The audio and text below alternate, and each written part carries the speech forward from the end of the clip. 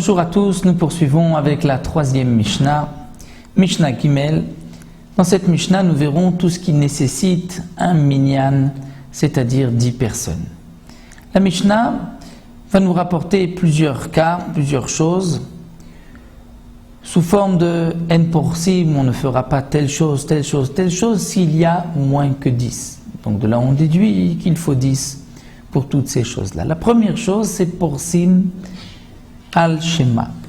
De quoi il s'agit porsim al-shema? Le Barthénoura nous explique 10 personnes qui arrivent en retard à la synagogue. Une fois que la communauté a déjà lu le schéma, un de ces 10 pourra se lever et dire le Kaddish, ensuite Barechou, la première bénédiction du Kriyat Shema. Porsim parce que c'est un langage de proussa, d'une partie, c'est-à-dire la moitié des 2 bénédictions du schéma. Donc le Tana nous dit en porsim et Shema ou al Shema, c'est-à-dire on ne pourra pas dire cette partie, donc Kaddish, Barechou, la première Beracha, s'il y a moins de 10 comme nous le verrons. De même, en ovrim lifne ateva. On ne pourra pas passer devant la teva, c'est-à-dire désigner un ministre officiant pour la répétition de la Hamida s'il y a moins que 10. Ou aussi, en nosim et kpm, les kohanim ne pourront pas lever leurs mains, c'est-à-dire bénir le peuple s'il y a moins que 10. En korim bat Torah, on ne lira pas dans la Torah, c'est-à-dire on ne fera pas la lecture de la Torah s'il y a moins que 10.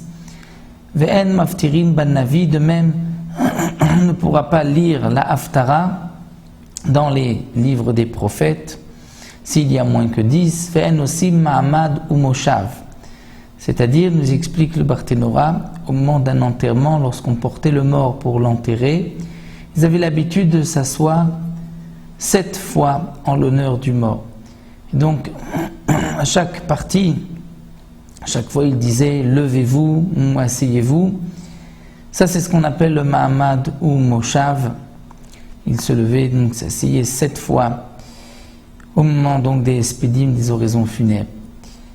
Ça, on ne le fera pas s'il n'y a pas 10 personnes. De même, en omrim birkat avelim, la bracha des avelim, c'est-à-dire qu'il y avait une bracha pour les endeuillés en présence de 10 personnes. Ou tanchoumé avelim, c'est la fameuse shura, la rangée après l'enterrement, où l'endeuillé passe entre les gens qui sont là pour le consoler et ils vont lui présenter leur consolation, leur tanchumim. Ça, on ne le fait pas s'il y a moins que 10.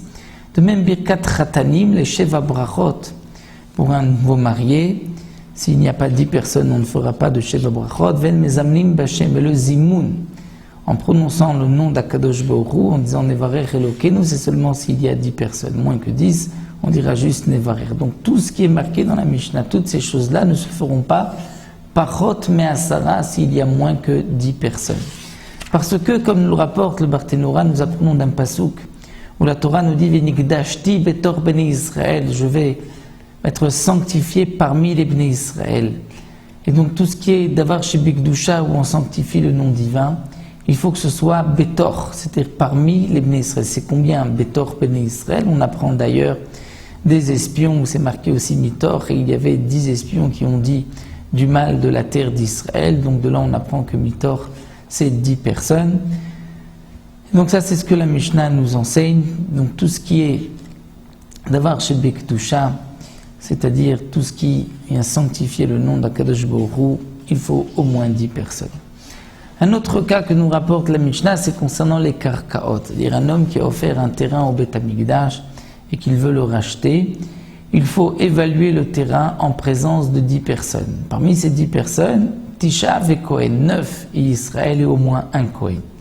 Ve Adam et l'homme kayotse baem, c'est-à-dire un homme qui a dit je veux offrir ma valeur au Beth Amikdash, lui aussi, il sera évalué comme un esclave et cette somme-là, il devra la verser au temple, au Beth Amikdash, et pour l'évaluer, il faut au moins qu'il y ait 9 personnes et un Kohen.